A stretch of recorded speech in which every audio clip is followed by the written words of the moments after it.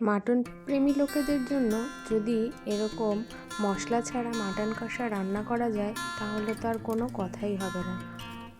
Hello friends, welcome back to my channel. আজ আমি তোমাদের সঙ্গে শেয়ার করব মশলা ছাড়া মাটন কষা রেসিপি। তো এটা বানাতে আমি এখানে নিয়ে নিয়েছি 1 কিলো মাটন। তার মধ্যে দিয়ে দিচ্ছি পরিমাণ মতো নুন ও হলুদ গুঁড়ো দিয়ে ভালো করে মাটনটা আমি হাত দিয়ে মাখিয়ে নেব।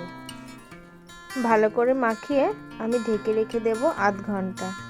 আর মাটনটা আমি রান্না করব প্রেসার কুকারে। তো আমি এখানে প্রেসার কুকারটা অনেকটা সর্ষের তেল গরম করে নিয়েছি। এবার আমি টুকরো করে কেটে রাখা আলুগুলো একটু ভেজে নেব আগে। আর মাটনটা প্রেসার কুকারে আমি সিটি দেব না, কিন্তু মাটনটা যদি প্রেসারে রান্না করি তাহলে খেতে ভীষণ স্বাদ হবে।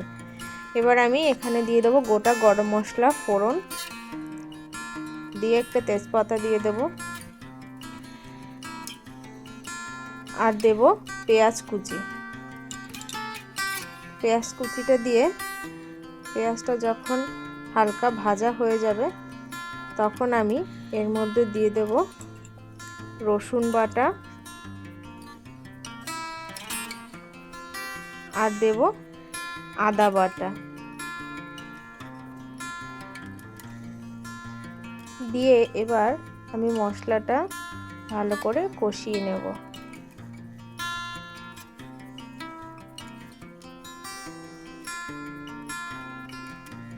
আর মশলাটা বেশ খানিকটা সময় ধরে কষিয়ে নিয়েছি। এতে কি হয়েছে, আদা এবং রসুনের যে কাঁচা গন্ধটা চলে গেছে। এ পর্যায়ে আমি এখানে দিয়ে দেব যে মাখিয়ে রেখেছিলাম যে মাটনটা, সেটা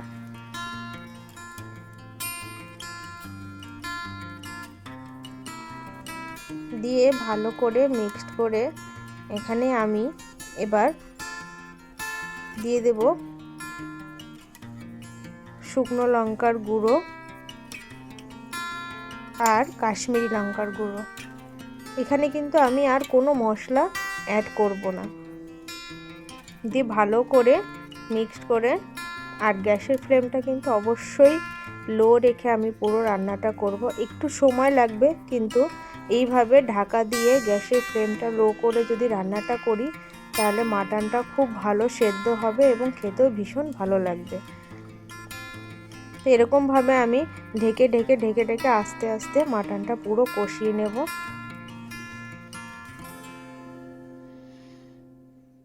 আমার মাটনটা কষানো হয়ে গেছে, পুরো তেল ছেড়ে দিয়েছে মশলাতে।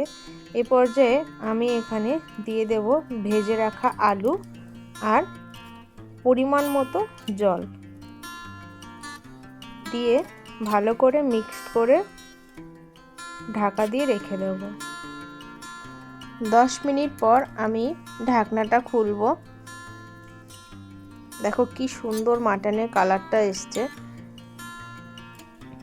তো বন্ধুরা, তোমরাও এভাবে একদিন আমার এই রেসিপিটা ট্রাই করে দেখবে, ভীষণ ভালো লাগবে তোমাদের খেতে। সব সময় মানে অনেক মশলা দিয়েই যে মাটন রান্না করলে বেশি টেস্টি হবে তা কিন্তু নয়।